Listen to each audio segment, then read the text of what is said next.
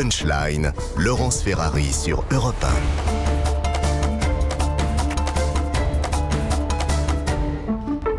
18h17, on se retrouve en direct sur Europe 1 et sur CNews dans Punchline. On évoque l'enquête policière qui se poursuit après l'horrible découverte vendredi soir dans la cour d'un immeuble du 19e arrondissement de Paris du corps de la jeune Lola, une petite fille de 12 ans, une collégienne, martyrisée, retrouvée recroquevillée dans une valise abandonnée. On va faire le point sur l'enquête. On a le visage de cette petite fille qui s'affiche, qui est un véritable visage d'ange. Il n'y a pas une personne sur cette terre, qu'il soit auditeur ou téléspectateur, qui ne soit pas ému, évidemment, par ce visage qui a été évidemment massacré. On va faire le point sur l'émotion qui est très vive dans le quartier populaire du nord de Paris avec Karine Bouteloup. 48 heures après le drame, l'émotion est toujours palpable dans le 19e arrondissement parisien. Devant l'immeuble où Lola et sa famille vivaient, des passants sont venus déposer des fleurs et des mots de soutien par dizaines. C'est triste, c'est malheureux, c'est pas normal. Ça me fait très peur. C'est très touchant. Je suis venu du 95, j'ai fait une vingtaine de kilomètres pour venir parce que je voulais déposer une petite fleur et montrer le soutien à la famille. Pour beaucoup d'entre eux, l'incompréhension se mêle à la colère. J'ai pas les mots. On est tous terrorisés là. C'est abominable. Je suis vraiment choquée parce que hier j'ai entendu la voix de mon neveu. Au téléphone, il n'était pas bien du tout. Il m'a dit, ma copine, ils ont tué ma copine. Dans ce quartier populaire, les riverains dénoncent également un manque de sécurité grandissant. Il faut faire très attention, oui. Il faut faire très attention.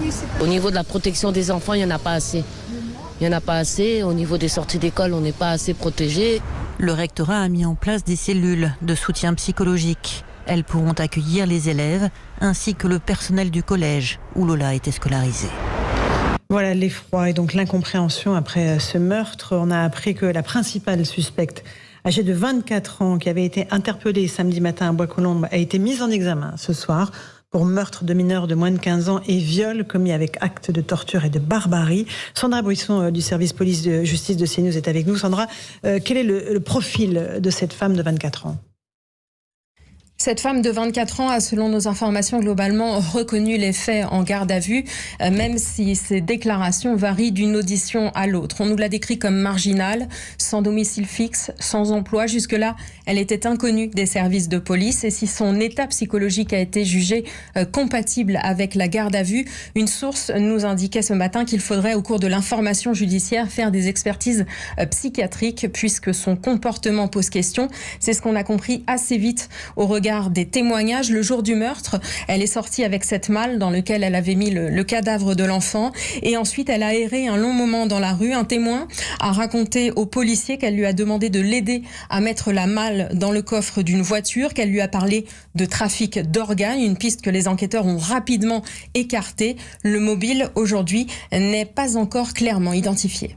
Merci beaucoup pour ces précisions, Sandra Buisson. Commissaire Lebars, je me tourne vers vous. L'enquête, évidemment, commence. Il y a beaucoup de pistes qu'il faut étudier. Cette mise en examen pour viol commis avec acte de torture et de barbarie et meurtre, c'est une qualification qui est assez large pour permettre d'investiguer sur tous les champs possibles. Alors, c'est assez large, mais ça correspond à des faits. C'est aujourd'hui, et moi je vais être prudent, parce que je ne vais pas rentrer dans le lot des millions d'enquêteurs des réseaux sociaux qui savent tout et qui affirment tout sans savoir. Parce que si on savait les choses, je rappelle que le procureur de la République serait lui seul et en mesure de faire un communiqué pour dire les choses telles qu'elles auraient pu se passer. Ce qu'il n'a pas fait. Et s'il ne l'a pas fait, c'est certainement pour les mêmes raisons pour lesquelles je ne vais pas le faire non plus, c'est parce que le doute, et ça permet d'ailleurs de trouver la vérité, le doute est au sein de l'enquête et en tout cas dans la tête des enquêteurs. Ça, c'est le premier point. La nouveauté d'aujourd'hui, et ce qui ajoute à la fois à l'horreur, mais qui peut éclairer sur le mobile, c'est le fait qu'il y ait eu viol. Si cette dame, les auteurs, les complices sont poursuivis pour le viol, en plus des actes de torture et de l'assassinat, ça peut donner un éclairage sur le mobile. En tout cas, tout ce qu'on peut lire sur les réseaux sociaux, et c'est là où il faut peut-être jamais en tirer la moindre analyse, là où beaucoup se permettent de le faire, c'est que tout ce qui pourrait être à caractère racial, tout ce qui pourrait être à caractère psychiatrique, tout ça, pour le moment, en tout état de cause, ces gens-là ont été mis en garde à vue, présentés à un magistrat. 2 sont incarcérés ce soir à l'instant où on se parle. Je crois qu'il y a deux autres suspects qui vont être présentés à un juge. Et c'est effectivement la phase d'après où l'enquête va s'élargir, parce que les enquêteurs vont recevoir une commission rogatoire, il y aura une information judiciaire, et l'enquête va se poursuivre dans le temps de la garde à vue en 48 heures, c'est très court.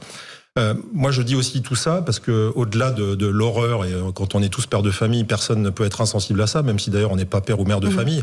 C'est que il y a aussi une famille justement qui assiste à ce spectacle épouvantable de ce qui peut être dit sur ce qui s'est passé ou pas passé. Donc moi je regrette, mais il y a sans doute des raisons que le procureur de la République ne se soit pas exprimé. Mais j'ai, comme tout le monde, des collègues qui sont sur l'enquête. Je pense aussi à eux. Ils ont été sur une scène de crime atroce. Imaginez un peu ce que c'est que la vie d'un policier enquêteur quand on va sur une scène de crime comme celle-là, quand on assiste à une autopsie comme celle-là, quand on auditionne des barbares potentiels comme ceux qui se sont permis ça, quand on entend aussi la parole des parents qui vivent l'horreur. Et il faut avoir un peu de pudeur pour laisser le maximum de temps et de chance, et de la chance, ça se trouve avec des actes de procédure, aux enquêteurs pour établir la vérité. La seule vérité qu'il pourra y avoir, c'est celle qui va sortir des actes d'enquête et de la justice. C'est pas celle des réseaux sociaux et des médias. Après, on peut être que consterné. C'est sans doute une des affaires les pires qu'on ait pu imaginer. Après, j'entends aussi dans les reportages les gens qui s'inquiètent. A priori, les suspects sont identifiés et sous les barreaux, donc on n'a pas non plus, sauf rebondissement, de prédateurs dans la rue, et fort heureusement.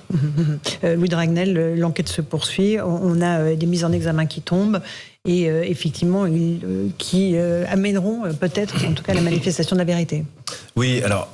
En fait, ce qui est abominable dans cette histoire, c'est vraiment un acte atroce, horrible, et puis le détail est dégoûtant. C'est l'ultra-violence. Oui, ils ont massacré cet enfant. Le massacre près de chez vous, quoi. C'est-à-dire que personne n'imaginait qu'il allait se passer ça il y a encore 3 jours. Ensuite, s'agissant de l'enquête, moi, je formule simplement un vœu. Il y a certains éléments qui commencent à nous parvenir, nous journalistes, notamment un élément selon lequel donc la jeune femme qui est pour l'instant à l'état de suspecte, qui a été mise en examen et qui est placée en détention, est déséquilibrée.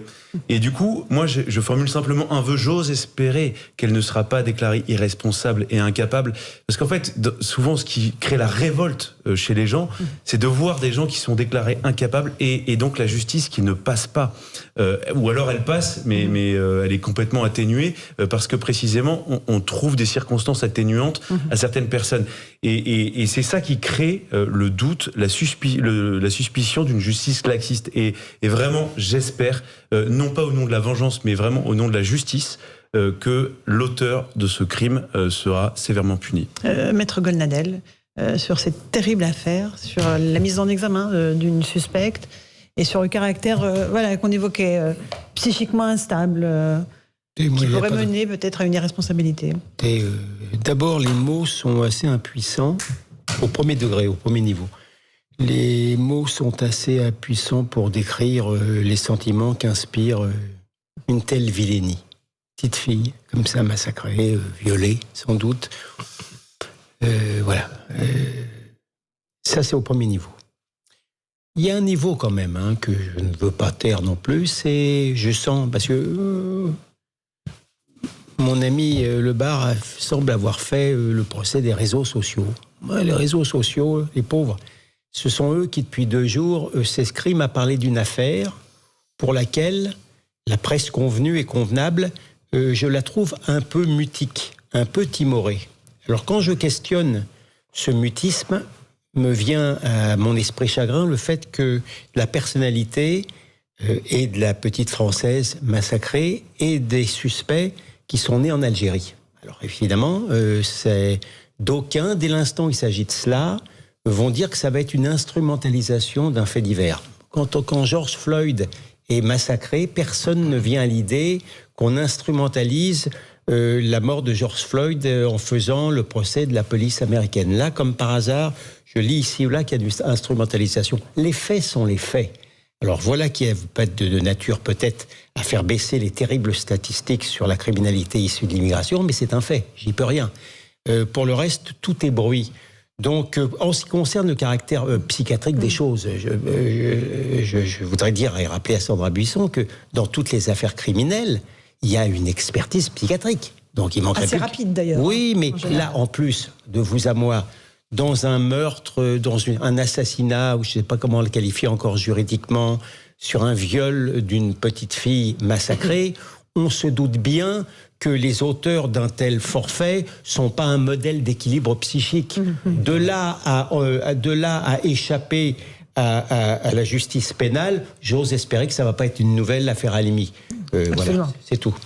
Qui serait effectivement cause de frustration supplémentaire du peuple français. On le rappelle, avait été déclaré irresponsable. Irresponsable parce qu'il avait trop fumé. Sous l'emprise du cannabis. Ouais. Philippe Guibert sur cela. Oui, j'ai la même réflexion. Qui est qu'on a vu l'horreur des faits. On imagine mal un auteur ou une auteure qui puisse se rapprocher de quelque chose comme l'équilibre. Ça tombe sous le sens qu'on a affaire à une personne déséquilibrée. Et ça n'enlève rien à la responsabilité de cette monstruosité.